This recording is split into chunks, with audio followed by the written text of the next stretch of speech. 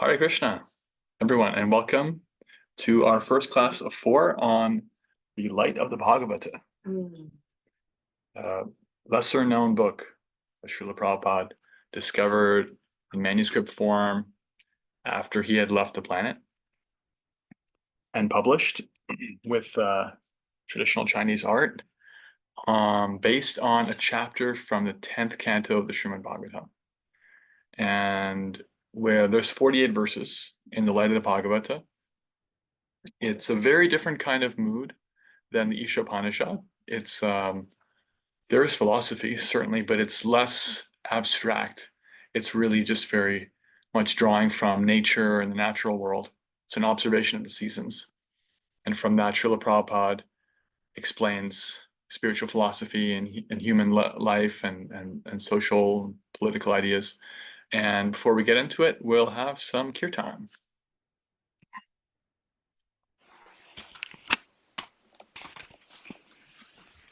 Oh, bless you. Thank you. Good. Musicians audio on. Okay, sweet souls, heart bowl. So happy to be here with you all. So come into your comfortable seat. Sit tall. Rock out your head, your neck, open and close your mouth, release your jaw. Right. Posture, finding that alignment, crown of head. Over your perineum, right between your sitting bones. Pelvis heavy, shoulders retract. And take a few full deep breaths.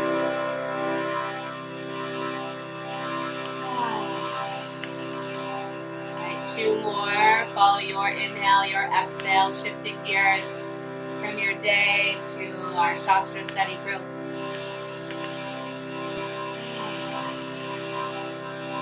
Start with this invocation, this honoring of all of our teachers, the acharyas who have walked this path before us, bestowing the light of knowledge upon us, removing the darkness of ignorance.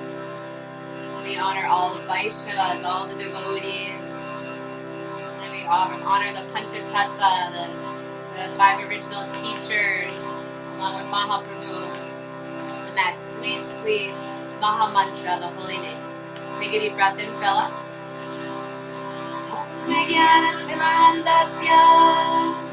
Jnananjana Shalakaya Chakshurunmilitam Yena Tasmai Shri Gurave Namah Vanchakalpasarubhyascha Kripasindhubhyeva cha Patitanam Pavanebhyo Vaishnavebhyo Namo Namah Jaya Shri Krishna Chaitanya Prabhu Nityananda Shri Advaita Gadadhar Shri Vasade Gaura Bhakta Vrinda. Let it out. Hare Krishna, Krishna Krishna, Hare Hare, Hare Rama, Rama Rama, Hare Hare.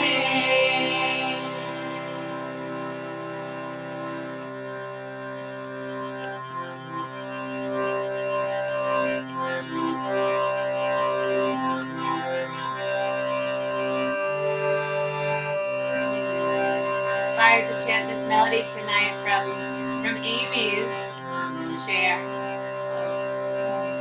Breaking down and begging. Right? Oh Krishna, right? I beg you to reveal your face to me. Right? And how can I ask you to do such a thing if I don't reveal my face to you? So let's call out. Hare Krishna.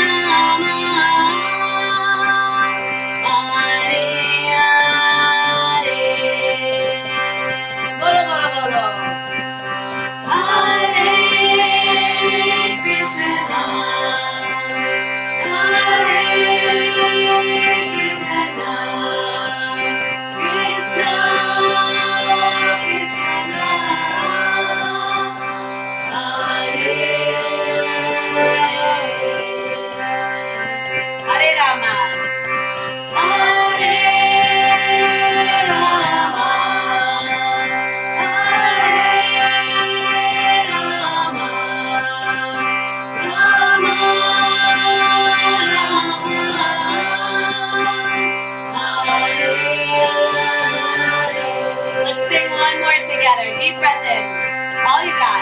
Hare Krishna, Hare Krishna, Krishna Krishna, Hare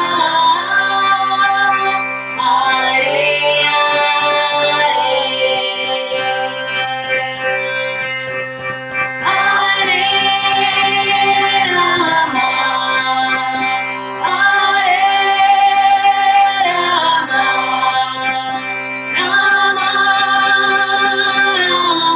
Rama, Hare Hare,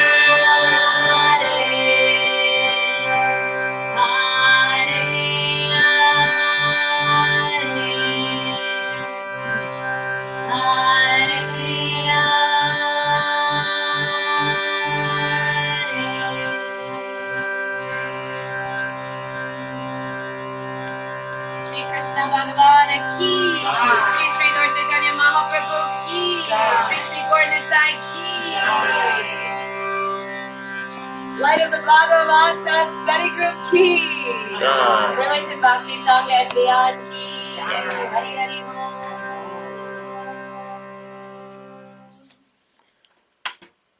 Om Jnana-timirandhasya Jnananjana-shalakaya Chakshurunmilitam Yena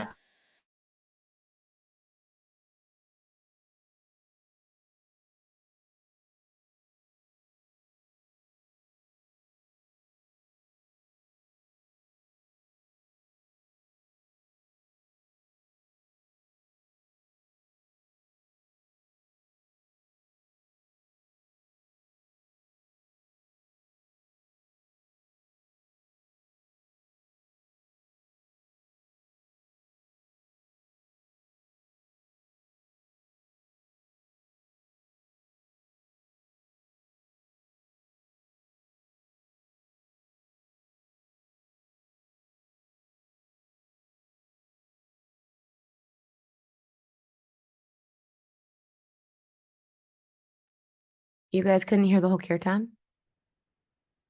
We You could heard hear the kirtan? song. Yes, we Okay. just couldn't hear the Or what invocation you just couldn't hear the opening prayers? when we moved to Shami Pras. You want to Yeah. just use my computer? Can we start the recording? We'll lose the whole beginning of the class. Really? Well, it was kirtan. Yeah. Do you want to just use my computer? No. Okay. This will work. Just a moment, sweet souls. You may chant a round of japa if you choose, or peruse the beautiful pictures in the book, The Light of the Bhagavat. Hare Krishna. Okay. Technical difficulties. Unfortunate, but over, hopefully. Move on. All right. So, welcome to, I was chanting the invocation mantra, so I'll just chant the Maha Mantra, Hare Krishna, Krishna Krishna, Hare Hare, Hare Rama, Rama, Hare Hare. Before we get into the light of the Bhagavad, let's hear any reflections from the Ishopanishad. We had some beautiful reflections in the WhatsApp. Anything, just summary of what left its mark for you in the Ishopanishad.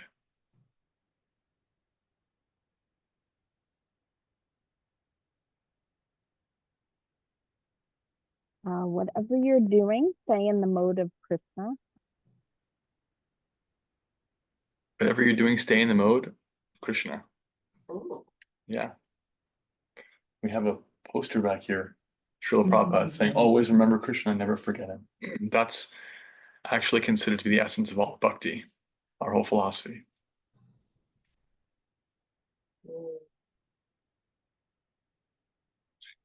Any of the reflections from Ishopanishad? I have one, Shami Pras, Prabhu. Just that Krishna sees everything, every little thing we do. So even if we're not consistent or we are consistent, it all gets stored. And that's it. Thank you.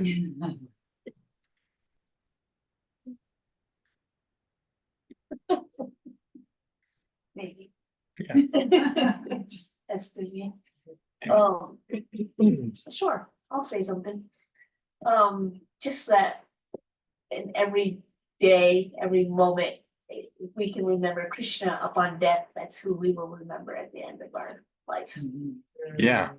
Yeah, that's very much where the Isha Upanishad goes, is like the urgency and that final kind of test of our consciousness, and asking Krishna to reveal his face and remember what we've done for him. And it's also really, as we pointed out, and many reflected, it's a prayer to ourselves to remember what we've done and how we're related to him in the face of any challenge, and especially just, the transition, the natural challenge and transition at the time of death. Thank you. This won't be that deep, but I think Tracy might have said it maybe last week, that it's really beautiful that we're hearing the same things. The same things as in the Bhagavatam, the same things as the Gita, the same things in Nectar of Instruction. And so it's so beautiful that Prabhupada still can weave these miraculous, commentaries with similar to but different text. And it just continues to weave this tighter tapestry for me. So you kind of hear it, it's saying the same darn thing. It's just Krishna's giving it to us in different ways to digest it. And this is just this beautiful little book that seems really simple with a whole bunch of mantras, and just breaks it down in a different way so people can, again, continue to reflect on these teachings in a more personal kind of way. Yeah, thank you. Yeah, the same basic philosophy is there throughout. We're servants of the divine. We're persons. The divine is also a person. And orienting ourselves side by side, the material life and the spiritual life, having a steady practice, calling out sincerely, and the irreplaceable power of sincerity, and endeavoring, or doing our little bit to endeavor for a relationship of service. That's there in all these different scriptures. And the temporality. Yeah. Yeah, and then side by side with that, the way that the human drama and time scales and all the different things are unfolding, always have, always will, and they're very temporal. Worship the creator, not the creation. Worship the creator, not the creation. Another fundamental truth. Yeah. Love it. Thank you. I think to sum it up, I just thought, in this book, it was so clear, sincerity is key, to error is human, but Krishna is all understanding. Yeah. Yeah, that came out in the purport towards the end, where the devotee was praying, remember what I've done for you. And Prabhupada talks about how grateful Krishna is for any service rendered, which is also there in the Bhagavad Gita and the Bhagavatam. That's his fundamental nature. All right. So the light of the Bhagavat. Light of the Bhagavat is derived from the 20th chapter, the 10th canto of the Srimad Bhagavatam. The 10th canto is Krishna's pastimes in Vrindavan with his friends and his girlfriends and family. And it's very personal, very sweet. And the 10th canto, chapter 20, is a description of Vrindavan in the autumn season. It's really, on surface level, it's just a description of nature. But of course, the Srimad Bhagavatam is not, however beautiful nature is, it's not the subject matter for the Srimad Bhagavatam. The Bhagavatam is about relationship with Krishna. It's about bhakti. So within the descriptions of Vrindavan and the sweetness of the natural, area that they're living in, Krishna, his devotees, our relationship with him, the nature of human life, these things are described through analogies. So our acharyas for generations have described these things, and Srila Prabhupada, following their footsteps, gives a description of this in the Krishna book. He never actually got to the 10th canto, chapter 20 in his Bhagavatam translations. He left his body after translating chapter 13. But he gave us a Krishna book, and he gave us this. This is him aiming to present spiritual philosophy through a chapter that is on surface level about things that are very relatable and things we can appreciate even without spiritual acumen and spiritual experience, because it's describing nature, the beauty, the harmony, the way things work, the way things don't work. And so in that, description, Prabhupada is going to elaborate. So the way it works, I think what'll work for us is there's 48 different texts. We're going to go through it in 4 classes, so that's 12. So every class, and this is like 80 pages, 90 pages long. Yeah, including the preface. Not for the preface. So that's like 22 pages a week. We'll just ask that you read the 12 verses and a commentary for the week. So that's like 22 pages, small pages. A lot of the pages are taken up with paintings. So it's really not that much reading. And I'm just going to read, not the whole thing, but I'm going to pick and choose and make comments and draw from Prabhupada's comments as we go. So we're going to aim for the first 12 verses today. And I'll also show off some of the art as we're reading, because it's very beautiful. So, verse 1. The arrival of clouds, accompanied by thunder and flashes of lightning all over the sky, provides a picture of life-giving hope. Covered by deep bluish clouds, the sky appears artificially dressed. The thunder and lightning within the clouds are signs of hope for a new way of life. That's the art. Srila Prabhupada talks about how the sky, limitlessly expansive, is compared to the absolute truth. The living entities are truths manifested in relation with the modes of nature. This limitless sky, or the all-pervading absolute truth, is not different from the covered portion of the sky, but simultaneously, the whole sky is different from the fractional portion that is liable to be covered by the dark cloud. So you have the sky and you have the cloud covering it. Prabhupada talks about how within all of existence, there is spiritual reality and material reality. The material universes, they take up one fraction of all of reality. And that's all that we can perceive is our own particular universe, and that only to a certain extent. And there are so many different material planes, but all that put together is described in Shastra and scripture to be like the area covered by a cloud. And because it's compared to obstruction, ignorance. The material world is an artificial thing. This artificial forgetfulness that's necessary to support the desires of those who want to forget about their natural relationships. So they have this temporary situation, just like a cloud is temporary, right? The sky is naturally clear. Sometimes you have clouds, like we had rain here, and there's still some clouds, and those clouds will disperse. In fact, they're always in the process of forming and unforming. So the material reality is like that. It's actually wispy, ethereal, coming into being and out of being. Verse 2, the scorching heat of the sun evaporates water from the seas, rivers, lakes, and reservoirs, and there is little water anywhere. People become thirsty and always look overhead for rain, but in despair. Yet just at the right moment, torrents of rain begin to fall everywhere in the land, even on the hard stones, and the land becomes overflooded. So in this purport here, this commentary, Srila Prabhupada talks about the nature of government, actually. He says, the welfare state imposes upon its citizens scorching taxes in various forms, income tax, sales tax, land tax, etc. But in due course, when the taxes accumulate into a large sum of money, they're utilized for the welfare of the citizens in various ways. Nonetheless, sometimes it happens that the benefits of the taxes fall like rain on stone-hearted men in the state who are unable to utilize the money properly and who squander it for sense gratification. So Srila Prabhupada is talking about the natural relationship, just like there's a natural relationship between the rainfall and humankind. You know, we depend on that. We can't, as Prabhupada is going to make the point in later verses, we can't artificially create the natural cycles of the season. You know, we can manipulate rain to some extent, but we can't actually make it happen when we want to. We're dependent on higher power. We're dependent on the flow of the seasons, dependent on water.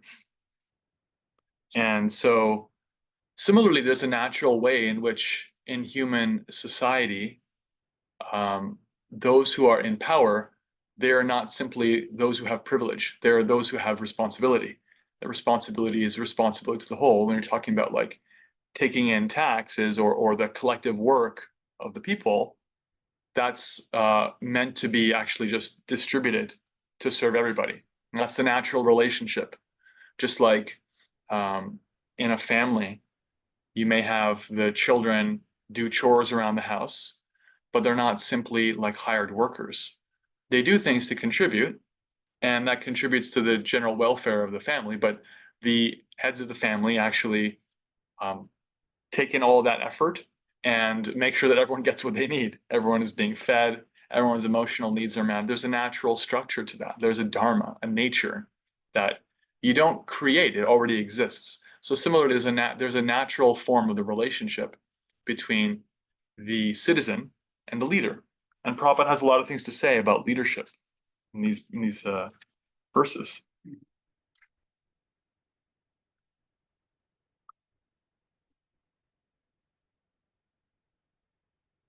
So, verse 3, attracted by electricity throughout the sky and driven by forceful winds, clouds gradually cover the surface of the earth to satisfy the needy people by supplying water, which is the substance of their life. The clouds bestow rains upon man as the mercy of the Lord, who is always kind to the needy living being. Srila Prabhupada writes, we should always know that God is ever kind to us. Despite our gross disobedience to the laws of God's nature, the Lord is kind enough to look after our maintenance. Water is one of the most important items for our maintenance because without water, we can neither produce food grains nor quench our thirst. Water is also very liberally required for many other purposes. Thus, the Lord has preserved water on 3/4 of the globe and has made it salty to preserve it. Salty water does not decompose, and that is the arrangement of providence. The Lord has engaged the powerful sun to evaporate the water of planets like Earth and distill it into clear water in the clouds and then stock it on the peaks of mountains as we stock water in overhead tanks for later distribution. Part of the stock of water is refrigerated into ice so that it will not flood the earth for no good purpose. The ice melts gradually throughout the year, flows down through the great rivers, and glides down to the sea again for preservation. Therefore, the laws of God's nature are neither blind nor accidental, as men with a poor fund of knowledge conclude. Notice how Prabhupada puts this, the laws of God's nature, right? These verses are talking about nature, and everyone knows that term, nature. We're talking about nature, the laws of nature, right? Force of nature. So Prabhupada doesn't just say the laws of nature, it says the laws of God's nature, in order to put it into context, that there's a natural order because there is a natural orderer. There's natural forces because there is a natural source of force and energy. So Prabhupada is giving examples about the distribution of water, which we're completely dependent on. And the way in which, looking at the way the world is set up, and there's, even just like as a thought experiment, if the Earth were a fraction of its distance from the sun, closer to the sun, it wouldn't be able to support life. If it were further away, it wouldn't be able to support life. If its atmosphere was fundamentally different, it wouldn't be able to support life. What to speak of do so in such a consistent way? We happen to live on a place that is operating within very narrow margins. And for all of that, we may complain about hot days in the summer and cold days in the winter. The ranges are actually very small that we go through. We don't experience like sweeping radiation belts. We don't experience, the scorching acid rains of Venus or the lack of atmosphere of so many different planets or pounding pressure of Jupiter and so forth. We live in a very narrow environment. And the Bhagavatam is saying that is intentional. That's intentional. And the reaction to that we should have to that is what Prabhupada begins his purport by saying, we should always know that God is ever kind to us. So there's a way in which bhakti begins with just recognition of what we have, just gratitude. And Bhaktivinoda Thakur talks about this in his commentaries on Nectar of Instruction, that, you know, in looking at the different ways to motivate, like the different motivation, things that can motivate bhakti, right? Like motivate, like devotional practice. The highest is pure love, right? If you actually have pure love for Krishna, then bhakti or devotional practice just flows naturally, okay? And that's transcendental to the modes of nature. Motivation in the modes of nature, in goodness, is duty. If I have a sense that actually, you know, I'm grateful. I have, this is the right thing to do. I should give back. I should be grateful. We should say grace for the food we have. We should be grateful for even existing. That's not something that we necessarily did something to deserve or earn. It's just a gift. That's in the mode of goodness. And that's a very good place to start for devotional practice. Of course, in passion and ignorance, you're serving because you want to gain something or because you're in fear of losing something. Passion, ignorance, gain, loss. So in the mode of goodness, there's gratitude. And Bhaktivinoda Thakur says that gratitude is practically like the neighbor of real devotion, because even if you don't have real devotion, you can start with gratitude. It's a natural place to start. And Prabhupada is doing that here. Remember these verses in the Bhagavatam that Prabhupada is commenting on. This presentation was for what was it called? It was he was invited to an international religious conference called the Congress for Cultivating the Human Spirit. So cultivating the human spirit, like it's, you know, potentially spiritual, but it's very vague. And it's not like anybody, I invited a Swami and said, talk to us about the personality of Godhead. Srila Prabhupada is taking us there, but he's starting from places that are relatable. He chose a chapter in the Bhagavatam that is relatable. It is nature. Everybody observes nature. Everyone is living in nature. Children, you know, are aware of nature. And this is something that we all talk about. It's like, you know, the natural question, like, how about that weather? It's like just a perennial thing. And the Bhagavatam frames deeper spiritual truths through these descriptions of nature. So Prabhupada is drawing on that because at first glance, it's like, oh yeah, there's some symmetry, there's some order. And then Prabhupada is saying, so look deeper. What does this mean? It means that it's not, you know, happenstance, that it's been arranged for us. If it's arranged for us, what does that mean? It means that we're taken care of. Our basic needs are taken care of. What does that mean for ourselves? And our reaction, well, we can be grateful. We can be grateful. And what happens from gratitude is bhakti develops. In this way, the expert presenter of Srimad Bhagavatam, the expert presenter of bhakti, draws, you know, Srila Prabhupada draws on that which people can relate to indicate that which they may have a sense of, but is under the surface, is deeper, right?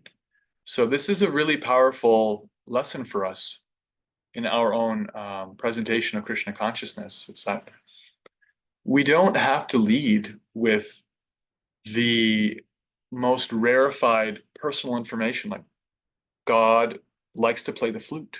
What does that even mean to somebody who hasn't begun to even consider the question of whether there's a personality behind everything? It's like, before we get into, you know, Krishna's pastimes, how about looking at our position in the universe, our precarious position, and how it's preserved for us, and how that means we can be grateful? How about that shift in the heart of the hearer, the listener, that creates space to hear about divinity. That creates space to deepen a vision of divinity into personal divinity. And that creates space to hear about personal divinity's pastimes of fun and play. So there's a certain kind of expertise in this that I thought was brilliant and is evident throughout. And I want to pause here to take any reflections or comments on that idea, or any of the ideas so far about gratitude, about seeing Krishna in nature, so forth, or anything you heard. Comments, questions, reflections.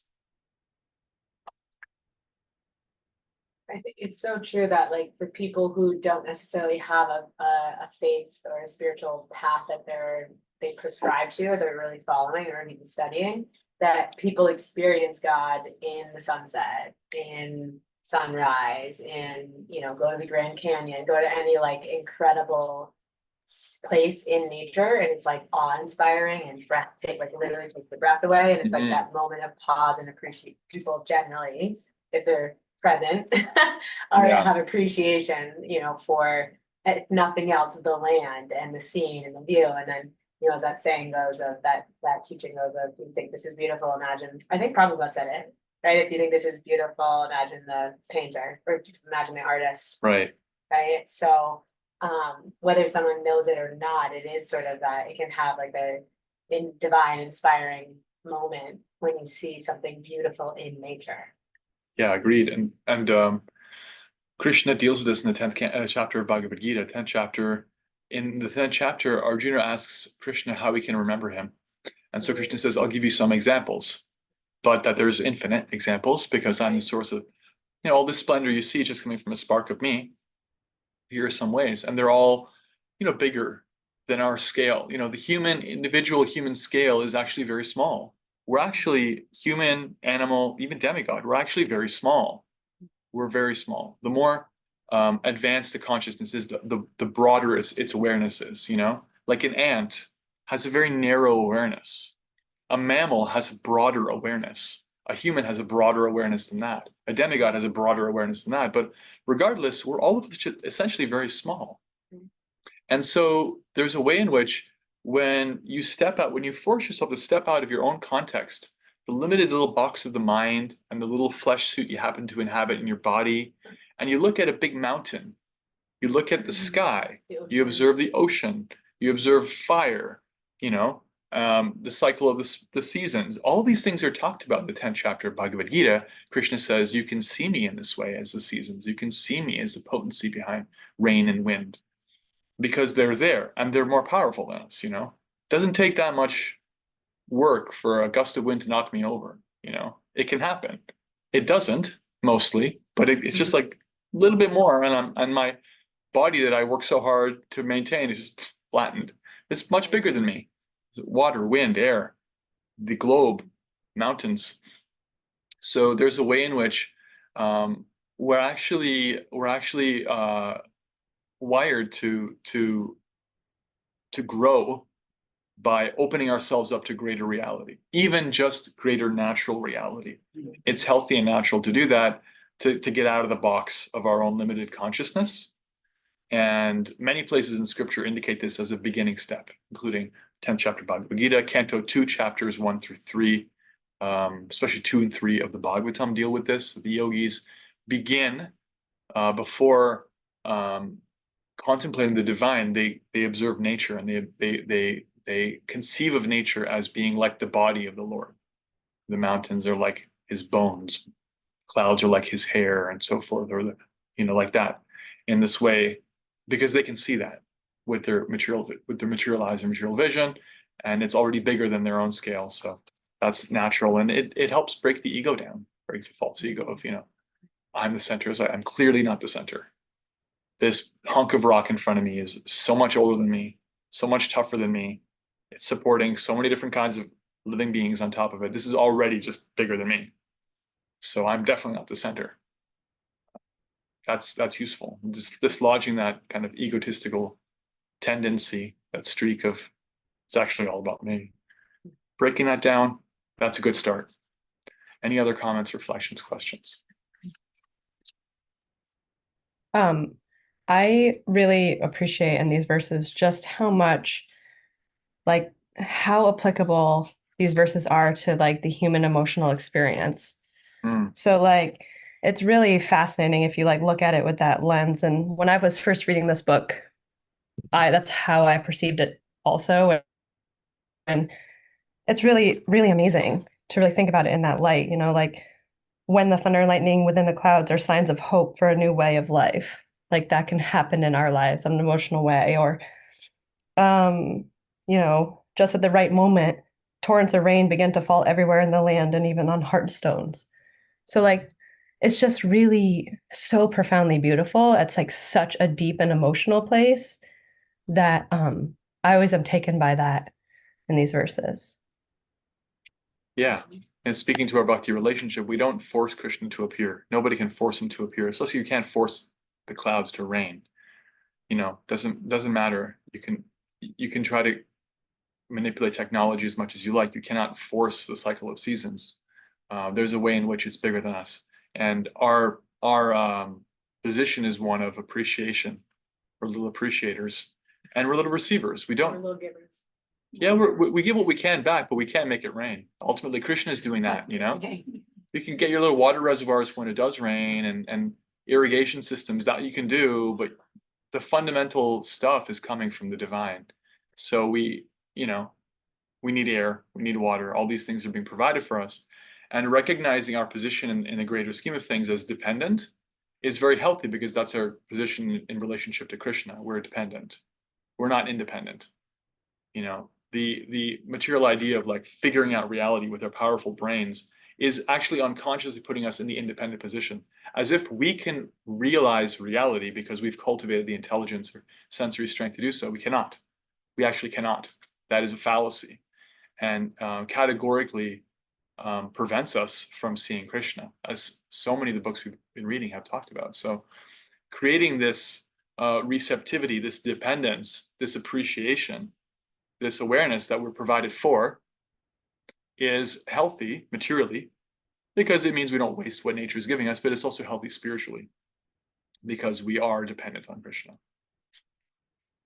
I was going to mention when I was reading this last night, I think when you started talking, Shami Prats, about the natural order of things and how like that's like there is a system, and like even like when you look at things under a microscope, like right, there's perfection and there's an absolute order for things, and when that order becomes disorderly, there was like the one paragraph, so like thinking about where we are with elections and thinking where we are with politics today. I think I reread this paragraph like 4 times, and it was where it says the people have become disobedient to the laws of God, and therefore neither rain nor wealth is equally distributed. A man who is ultimately disobedient cannot have any good qualification. So when disobedient leaders lead the disobedient people, the whole atmosphere of the administration becomes polluted, full of danger, as a blind man leads other blind men. Which was like my head exploded, because he wrote this so long ago, coming from a different time in a different place, acknowledging what he was seeing. Right. And how, again, it comes back down to holy cow, like the order that we should be following, the order that Krishna created has been so disrupted. And we can even see it in how countries are being led, how our country is being led, and how much friction is there. And I was just like, whoa, that's pretty cool to see, again, that natural order versus the material kind of grossness of the order and what that's manifested. Yeah, you can feel when things are working, and you can feel when they're not working, because there's an existing structure. And when you don't work with it, just like in a car, if you don't take care of it, you notice it. It sounds off. It doesn't work the same way. So similarly, there's an arrangement made, and when the leadership is not functioning, recognizing that everything is coming from the divine and acting in that way, and in the light of that, then it creates problems that go all the way down. Yeah. So continuing.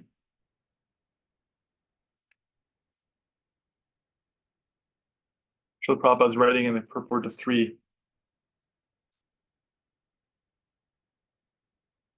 The Lord distributes his mercy in the form of rains on the scorched earth at times of dire necessity.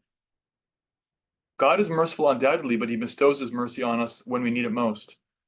This is so because we forget God as soon as we obtain this mercy. We should therefore remember the mercy of God constantly if we want to avoid distress.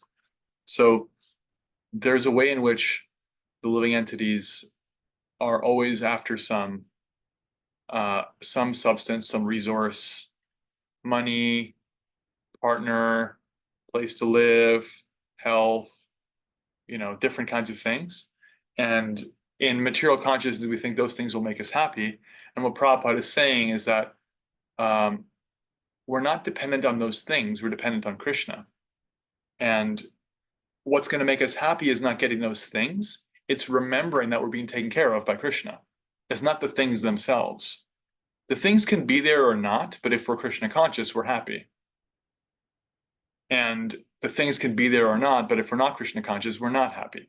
That's the fundamental thing that Prabhupada is saying, is that material consciousness is focused on the thing, the resource in question. If I just had that, then I'd be happy. But what we can see in today's world is that there are so many examples of people that have everything, you know, situations where there's abundance and it does not lead to happiness because that abundance is not paired with gratitude. It's not paired with awareness of where that abundance came from. The only thing that's lacking is Krishna. There's no Krishna consciousness. So, same fundamental lesson here. Moving into verse 4. After heavy showers, the fields and forests in all directions appear green and healthy. Thus they resemble a man who has undergone severe austerities for some material gain and has achieved his end, for such a man is strong, hardy, and good-looking. So, just like in the natural cycles of the seasons, winter is cold, it's dark. If you're in Vermont, it's longer than in some other places. And then the spring comes and you have this abundance. And Prabhupada starts by saying, the greenery of the rainy season is but a temporary show. It looks very pleasant, but we must remember that it will not last. Similarly, there are persons who undergo severe austerities for some material gain, but those who are sane avoid this. Severe austerities for temporary gains are simply a waste of time and energy. So there's a way in which the Bhagavatam is talking about the preciousness of the human form of life and what we do with our time. And we can do so many things with our time. We can actually cultivate all kinds of different qualities. We can go after different kinds of resources. We can make amazing things happen materially or spiritually. But somebody who puts their precious life energy into simply meeting material goals and isn't aware of spiritual goals or doesn't direct themselves toward them at all is like a person who does severe austerities just for a material gain. You know, it's like it can rain and it can appear that it's abundant and you have so much, but that's only for a season. So whatever material profit you gain from the austerities you perform just to get something back to meet your material goal, that's only like the spring season. It's going to wilt. It's going to pass away again. You know, that youth, that strength, whatever intellectual goal you met, that's very temporary. And so the Bhagavatam is indicating, just like we see that the seasons come and go, we should understand that all material resources and all material currency also comes and goes. So we shouldn't be making those things our goal, right? Because then we're signing ourselves up for a situation of constant impermanence, constant getting and losing. It's a foreign situation for the soil, as we talked about in other classes, maybe even all the way back in Bhagavad Gita class. Beginnings and endings are very foreign for the soul. That's why, you know, puberty is really awkward, and birth and death and breakups and meeting a new person and new jobs and moving. It's like really awkward because those are all little starts and stops, and the soul is actually eternal. And we have to deal with those things because they're part of material life, but they're not part of our spiritual nature. So investing everything in a reality that's beginning and ending is signing up for unnatural herky-jerky starting and stopping, right? We have to have some investment in that. As long as we're in the world, we have to feed the body, and, you know, we have to have some money in the bank account if you're not a monk or whatever, and that's natural, that's okay. But investing our hopes and investing all of the totality of our energy in that is like expecting the spring is always going to be spring, you know? So you have to prepare for winter. You have to understand that's the nature of the whole thing. It's coming and going. Always has been, always will be. Make sense? Okay. Verse 5. The evening in the rainy season is dark all around. There is no sight of the twinkling stars on the horizon or the pleasing moon. They are covered by clouds. And the insignificant glowworms become prominent in the absence of the luminaries in the open sky. Right? When things are very dark, then even just a little bit like fireflies can seem significant. What is being said here? So Prabhupada talks about this. In Kali Yuga, this age that we're in, there is a dearth, there is a lack of proper guidance. One may take guidance in the evening from the stars and moon, but in the rainy season, when there's clouds everywhere, the light of guidance comes from insignificant glowworms, right? If the sun, if the moon, if the stars are covered, then all you have to go on are the fireflies, right? The real light in life is the Vedic knowledge, spiritual knowledge. Bhagavad Gita confirms the purpose of the Vedas is to know the personality of Godhead. But in this age of quarrel, there are quarrels even over the point of the existence of Godhead. In this godless civilization, there are countless religious societies, sects, and communities, most of them trying to banish God from religion. Glowworms want to be prominent in the absence of the sun and the stars, and these small groups following various religious conceptions are like glowworms trying to be prominent before the eyes of the ignorant mass of people. There are now a number of self-made incarnation people. Their self-made incarnations people follow without authority from the Vedic literature. And there is regular competition between one incarnations group and another's. So in the absence of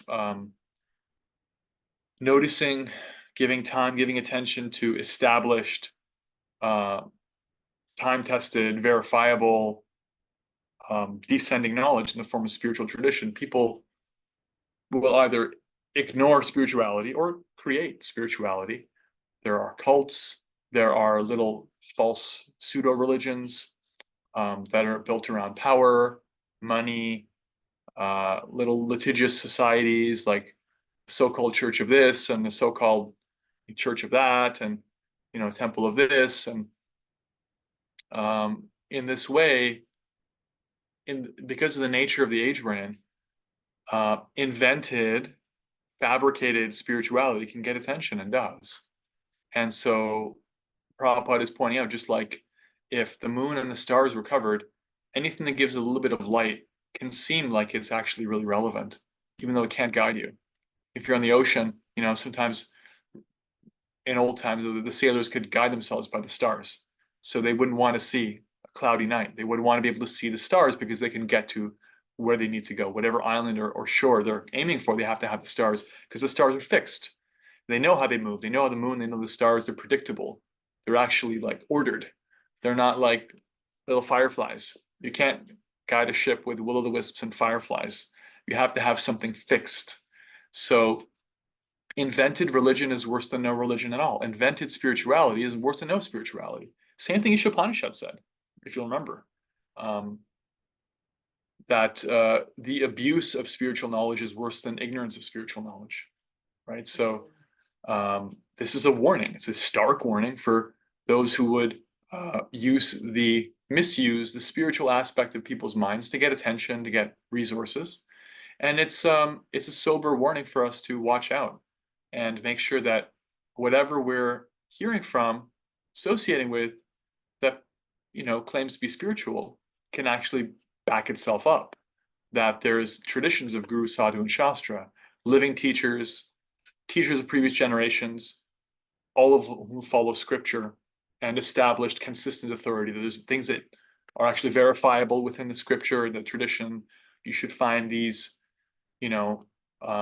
characteristics in your teachers, find these characteristics in the spiritually advanced. And in this way, the whole thing is actually internally consistent. There's, even though you can't necessarily prove like right away that there is divinity through empirical means, you can prove that the Bhagavad Gita, this has been demonstrated, has stayed consistent as a sound vibration, has been preserved very carefully by the Brahmins, that it's not been shifted and changed around for political purposes and so on.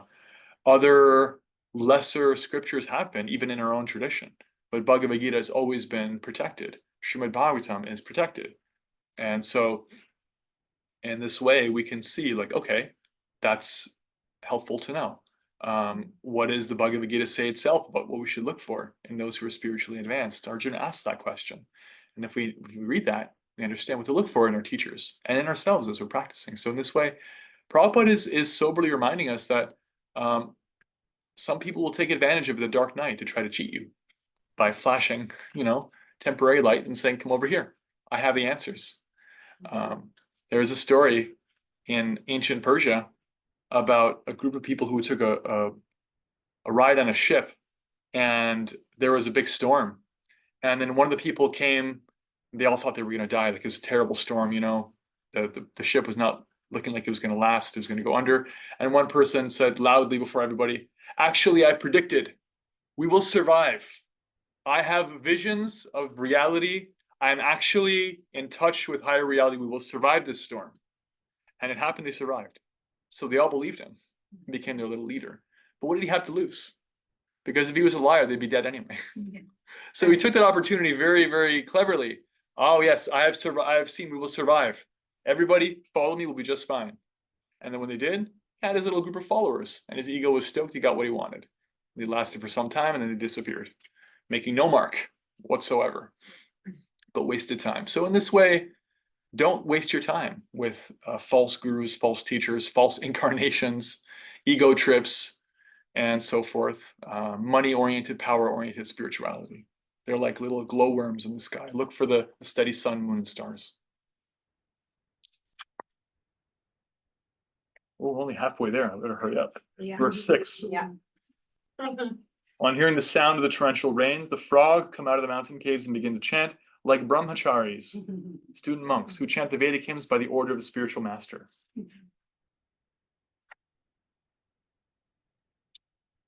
So, Prabhupada says, responsible leaders of religious sects must meet together and form a common platform of a league of devotees of the Lord.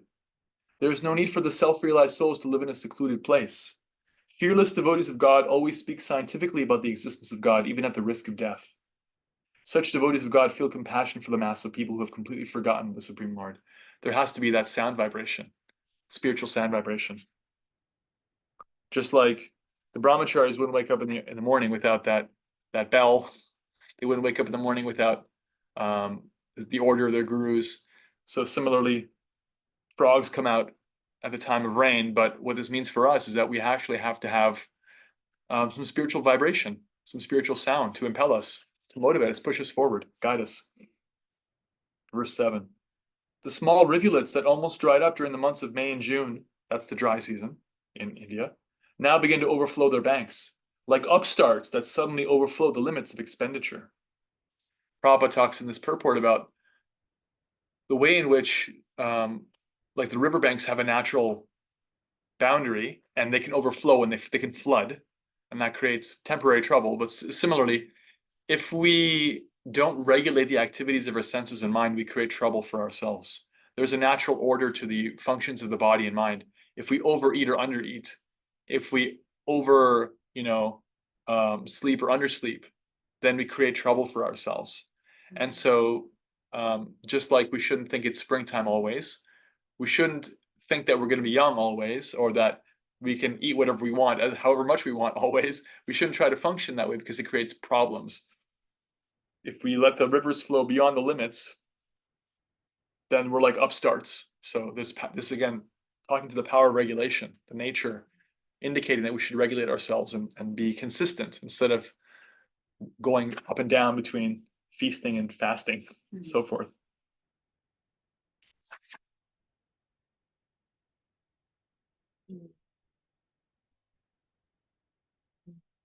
Going ahead to verse 10. Oh.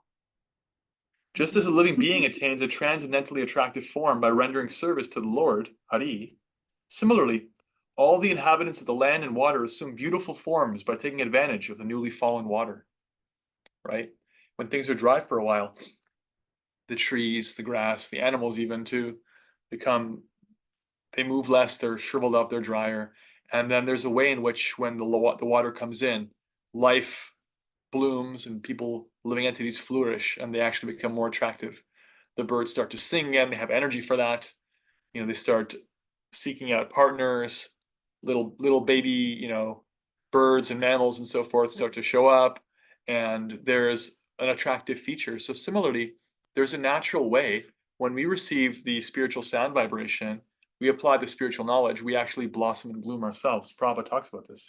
We have practical experience with our students in the International Society for Krishna Consciousness. Before becoming students, they were dirty looking, although they had naturally beautiful personal features. But due to having no information of Krishna consciousness, they appeared very dirty and wretched. Since they have taken to Krishna consciousness, their health has improved, and by following the rules and regulations, their bodily luster has increased. When they are dressed with saffron-colored cloth with tilak on their foreheads and beads on their hands and necks, they look exactly as if they have come from Vaikuntha, from the spiritual world. Are you referring like to the dirty hippies? Yeah. Yeah. That actually, Just like, I mean. when they followed mode of goodness living, when they followed spiritual living, they became attractive. Their intellect increased, their bodies became strong, they became charismatic and beautiful. Started bathing. That also, they smelled that. And similarly, it's just this nature of like he says here, the lakes, ponds, and rivers are cleansed and invigorated by the downpour of new rainwater and thus become most beautiful. Similarly, a devotee of the Supreme Lord who takes advantage of the beautiful and invigorating downpour of the transcendental descriptions of God found in Vedic literature finds their spiritual consciousness invigorated and refreshed. In this way, their spiritual body becomes very beautiful. Ultimately, what's really being beautified is not our physical features, although that's also there. You'll have better health if you follow a mode of goodness lifestyle. That's a fact. I mean, I did a master's in public health looking at the health benefits of plant-based diets. I can tell you the science is quite clear. But ultimately, what's really beautiful is the spiritual blossoming that happens when one develops their relationship with Krishna. That's the true level of the highest reception of that water, that life-giving water. The beauty on the inside. Yes, that resolute, fixed relationship with Krishna, that confidence, that feeling for him. Verse 11, in the rainy season, when the rivers swell and rush to the ocean, and as the wind blows the waves about, the ocean appears to be agitated. Similarly, if a person engaged in a mystic yoga process is not very advanced in spiritual life, they can be affected by the modes of nature and thus will be agitated by the sex impulse. Just like the ocean, just like clouds move about by the force of wind. So there's a way in which even when we see the most powerful things out there, rock can be worn away by water. Wind can snuff out fire. What to speak of ourselves? We're very much dependent. We're very much subject to the modes of nature. So there's a natural humility that the devotee has in practicing their bhakti, that I am not a liberated soul. I am not the controller of all the energies of the universe. I cannot put myself in line of fire constantly. I cannot watch, violent television and expect it's not going to change my mind and how I think. I cannot subject myself to anything and everything and not be affected by it. I have to regulate my activities so that I can protect myself from being pushed around by, in one case, for example, the sex impulse, but any of the other vachu vegam, manasa krodha vegam, jihva vegam, udarapasta vegam, the urges of the tongue, belly, genitals, mind, anger, and so forth. Regulating these things so that we're not pushed around by them is the beginning of spiritual life in many ways, and is actually also, as that verse says, it's qualification for really becoming a teacher is regulating those things and not being pushed around by them, because otherwise everybody is. They have to be. They're functions of the modes of nature, and the modes of nature are bigger than we are. So just like the clouds and the water are pushed around by wind, similarly, humans, living entities can be too. It is therefore very important, Prabhupada says, to fix oneself at the lotus feet of a bona fide spiritual master who is a representative of God, so that one will not be carried away by sex agitation or other material forces. Verse 12. The mountains, although being struck by torrents of rain during the rainy season, are not shaken, just as those whose hearts are dedicated to the transcendental personality of Godhead are never disturbed, even when harassed by great misfortune. Srila Prabhupada's purport. Because a person who is spiritually advanced accepts any adverse condition of life as the mercy of the Lord, they are completely eligible to enter into the spiritual kingdom. Notice that the eligibility that we have to enter the spiritual kingdom is by seeing everything as the mercy of the Lord. There's a really nice verse that says this, 10:14:8 in the Bhagavatam actually says this. You can look it up. 10:14:8. Prabhupada continues. Even though a person takes to the devotional service of the Supreme Lord, they may sometimes become distressed. impoverished, or disappointed by life's events. A true devotee of the Lord always considers these sufferings to be due to their past sinful activities, and thus, without being disturbed, they patiently await the mercy of the Supreme Lord. Such devotees are compared to high mountains, which are never agitated in any way, even when struck by powerful torrents of rain in the rainy season. Rather, such devotees remain humble in spiritual enlightenment, free from pride and envy. They easily gain the mercy of the Lord and go back home, back to Godhead. So Prabhupada is indicating in the middle of the rainy season, in the middle of, it's literally raining here right now, a world where everything is coming and going, there's examples of fixity. We can learn from that fixity. And the fixity is, that fixed point is Krishna. If we see things in relationship to Krishna, we can also be fixed and firm and steady. That steady Krishna consciousness is understanding whatever the externals are happening, that are coming and going, the winning or profiting in a certain situation or losing or in another situation, that's going to be there. But I am always, always connected to Krishna. I'm always dependent on him. I'm always asking for his mercy, and I'm never going to leave that. That's always true. That is like a mountain. It doesn't change. And one who is convinced of that, who dwells in that, is firmly Krishna conscious. They're like a mountain in the face of rain, you know? They just get a little glistening, you know? They get a little wet. They don't move. It's just coming and going. So that's our true north. That's our firm, fixed point of reference. And that was there in Bhagavad Gita. That's there in Prabhupada's purports in many places. And of course, that's there in the lives of the great devotees, like Srila Prabhupada. That just because we practice devotional service doesn't mean we're not going to have trouble. We don't take the devotional service because it's some kind of promise we're never going to have adversity. Krishna doesn't promise that. The Pandavas had adversity. He promises that you can actually be able to rise above it. He promises that you can remember him and be satisfied with that when everything else or anything else is potentially coming and going.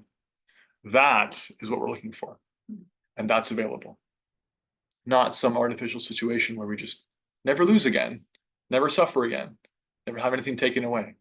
That's going to happen anyway. But better it happen, win or lose, better it happen in Krishna consciousness, better it happen where we can actually see it in the light of Krishna with gratitude, with patience, with humility. Om Tat Sat. And those are the first 12 verses of the light of the Bhagavad. So we got a bit of a taste, you know, rainy season, the bodies of water, the fixed mountains, frogs, glowworms, the dark sky, the bright sky. In this way, the Bhagavatam is pointing out natural phenomenon everybody has, relationship with. Even if you didn't, haven't seen like the rainy season in India, you can basically relate to these kinds of things. And it's using that to indicate a deeper reality. That's a powerful tool the Bhagavatam uses, that our teachers use and we can also use.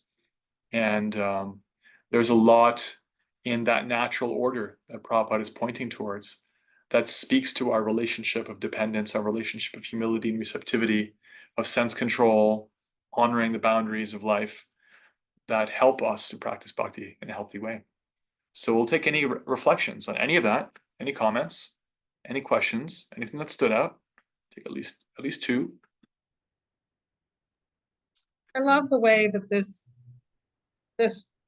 text is just using these analogies in more plain language, right? It seems like something that I could turn around and speak to my children about, or to my coworkers about, or making it much more, attainable and easier to explain. So I really enjoy that. I enjoy all the other texts as well, but this is really, easier to, explain. Yeah. When I try to turn it around. We talked in one class about the difference between abstract instruction and teaching through story. When you have a story, then the abstract becomes crystallized, because instead of saying, you need to control your senses, you could just tell a story about somebody who didn't control their senses, what that's like. You don't have to say anything in terms of what you should do. You just tell that story, and anybody who listens will learn. So similarly, nature is telling stories, and poets and authors have been finding those stories and representing them. And the Bhagavatam is actually doing that, but in the highest form. There are presentations of deep spiritual wisdom for us in the stories of the motions of the season and so forth. And it's such a nice, such an easy and approachable thing to have that instead of just a lesson, just the abstract truth, right? When you have both, we have, like, observable, concrete reality that we can relate to, and then we draw something from that, then we're led. We can have, oh yeah, nature, I get that. Oh, here's a truth that, like, works as an abstract principle. Interesting. If you just have the abstract, like the Upanishads do, it's a little more heady. But the Puranas, like the Srimad Bhagavatam, although they're full of abstract principles, mostly they tell them through stories, through the interactions of Krishna and his devotees, devotees with each other, people in the world, people under the influence of the material energy, and so forth. And these stories and pastimes actually indicate deep spiritual truths. Thank you. More reflections or comments, questions? Will you share with everyone where the artwork came from? The artwork, yes. It's talked about in the preface.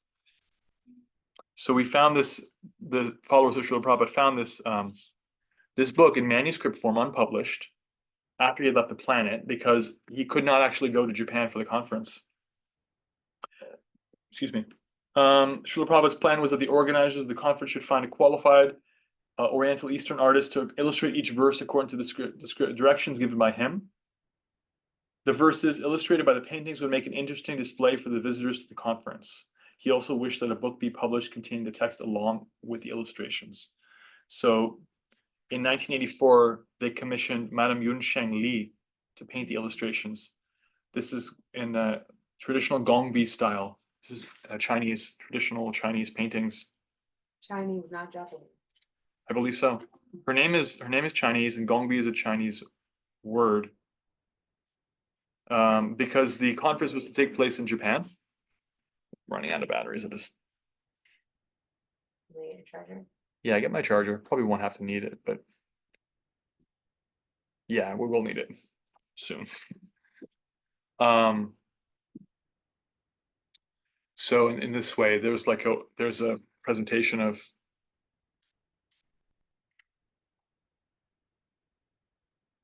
visuals as well as ideas. Another way we can actually learn.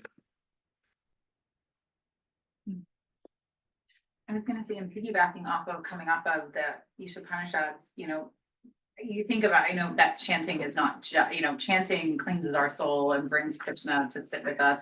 But ultimately, chanting 16 rounds a day helps us kind of chant all the time so that when we die, we're chanting. I mean, like, that's kind of how I also look at the practice of chanting. And so I think it's really cool that Prabhupada is like, okay, let me start you out with baby steps. Let me help you see God in nature. Like, you see it all the time. And then if you see God in nature, you might actually start seeing God in other people. And if you start seeing God in other people, you actually might be able to see God in all your troubles. And like, so I feel like it's a really cool, like, way for him, a sneaky way to be like, okay, I'm just going to plant this idea of, like, Krishna's everywhere in nature. And let me show you the little ways that, like, it shows it, but then that can lead us to continue down, just like our chanting helps, eventually bring us to, thinking of God at death. Like, this is helping bring Krishna present in all the things that we see and we experience. So I thought that was kind of a little trick he's doing here. Yeah. Yeah. Typical of the Acharya. They're very patient. They have the end goal in mind because they're already there themselves. They're already fully Krishna conscious. That's a qualification of the best teachers, is that they actually have the end goal is realized by them, so they can see what it takes to help people get there. So yeah, like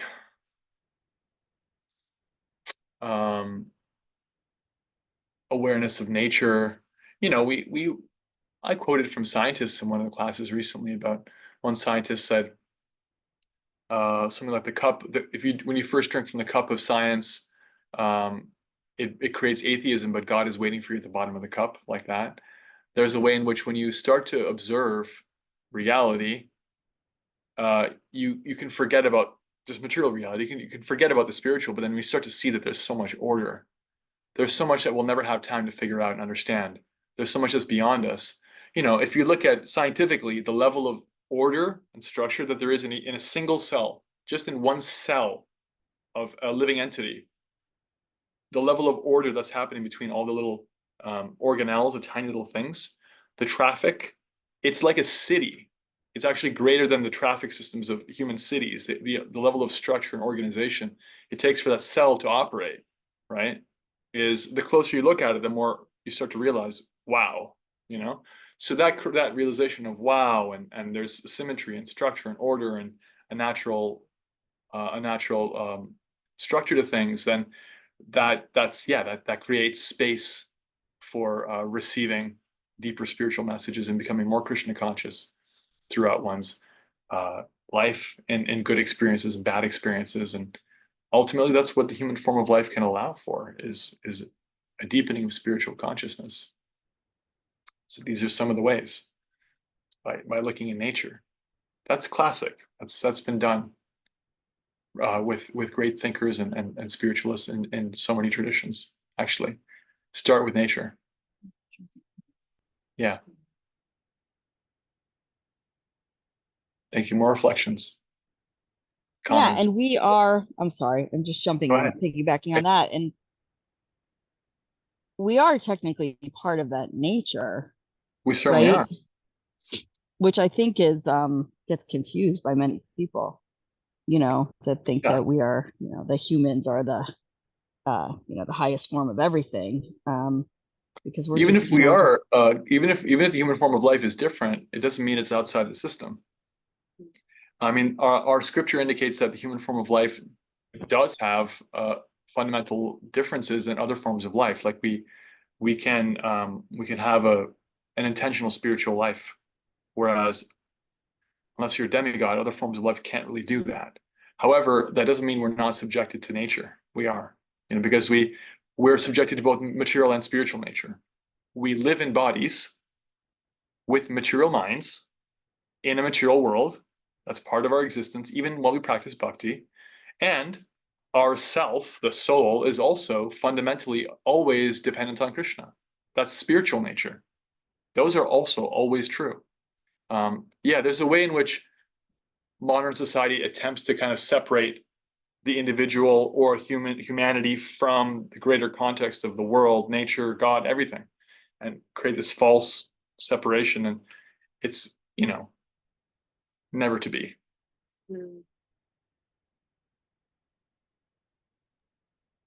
I find this book to be a relief, and I haven't even read it yet. It's just, what you've shared with us tonight.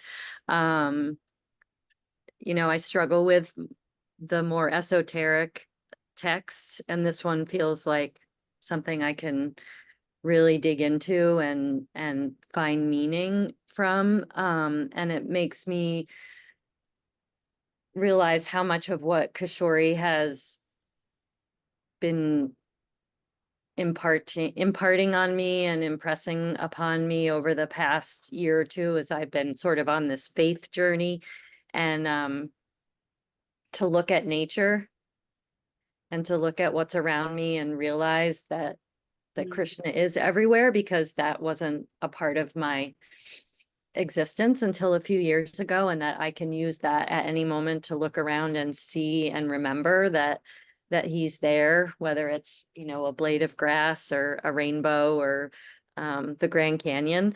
So I'm, as I said, so relieved and excited to read this, and hope that it really helps me sort of crystallize around I'm confident it will. that belief and understanding.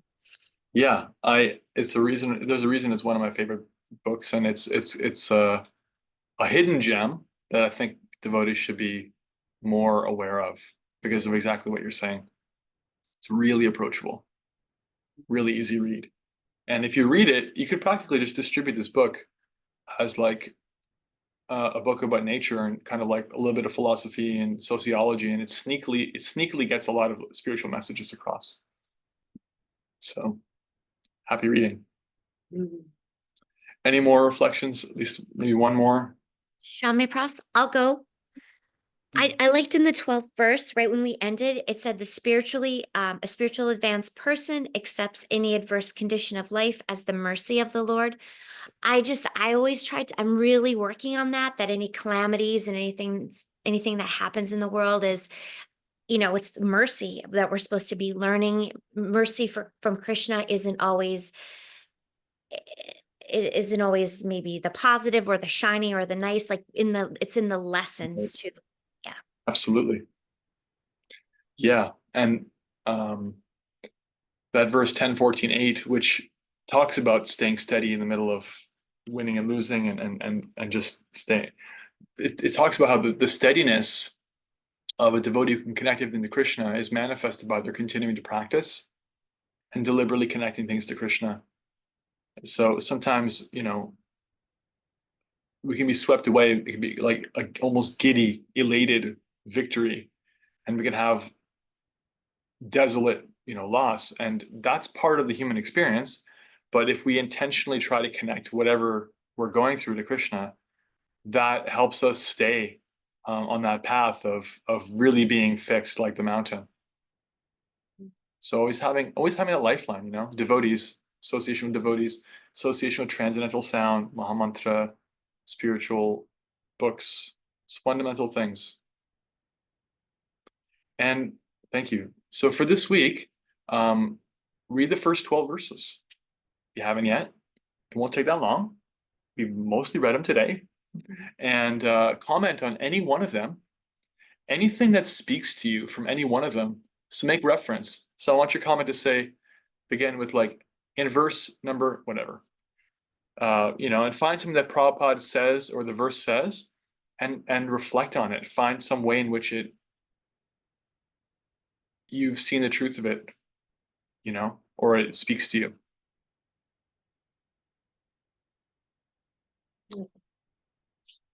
Jai. Srila Prabhupada ki jai. Light of the Bhagavata ki jai. Hare Krishna, Krishna Krishna, Hare Hare, Hare Ram, Ram Ram, Hare Hare. Jai. Glories to the assembled devotees and our online crew.